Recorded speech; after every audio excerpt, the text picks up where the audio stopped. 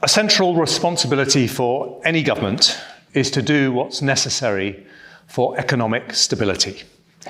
This is vital for businesses making long-term investment decisions and for families concerned about their jobs, their mortgages, and the cost of living. No government can control markets, but every government can give certainty about the sustainability of public finances. And that is one of the many factors that influence how markets behave.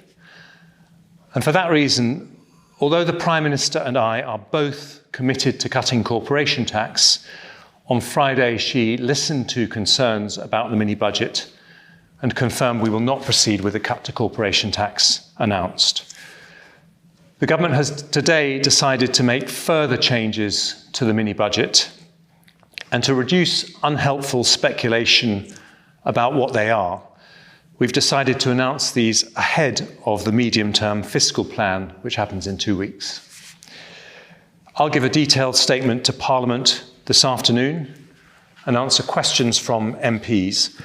But because these decisions are market sensitive, I've agreed with the Speaker the need to give an early, brief summary of the changes, which are all designed to provide confidence and stability.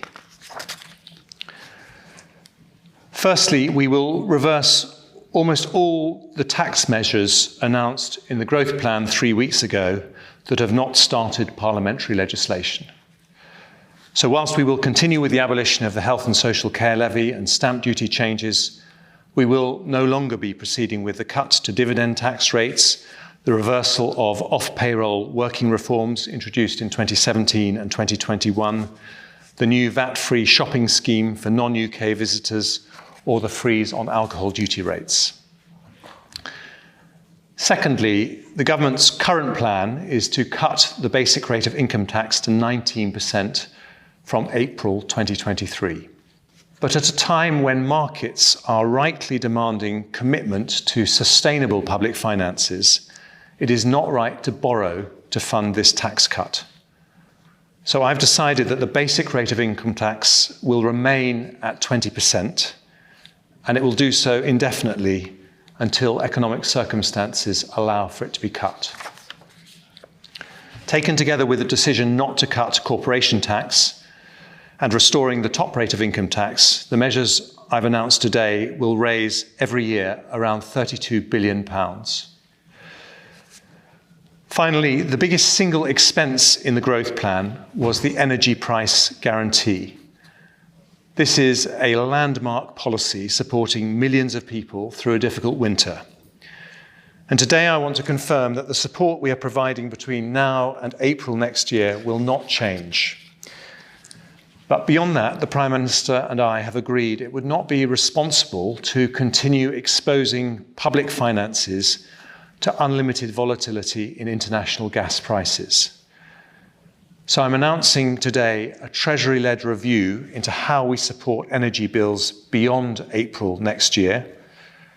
The objective is to design a new approach that will cost the taxpayer significantly less than planned, whilst ensuring enough support for those in need. Any support for businesses will be targeted to those most affected, and the new approach will better incentivise energy efficiency. The most important objective for our country right now is stability. Governments cannot eliminate volatility in markets, but they can play their part, and we will do so, because instability affects the prices of things in shops, the cost of mortgages, and the values of pensions. There will be more difficult decisions, I'm afraid, on both tax and spending, as we deliver our commitment to get debt falling as a share of the economy over the medium term. All departments will need to redouble their efforts to find savings, and some areas of spending will need to be cut. But as I promised at the weekend, our priority in making the difficult decisions that lie ahead will always be the most vulnerable. And I remain extremely confident about the UK's long-term economic prospects as we deliver our mission to go for growth. But growth requires confidence and stability, and the United Kingdom will always pay its way. This government will therefore take whatever tough decisions are necessary to do so.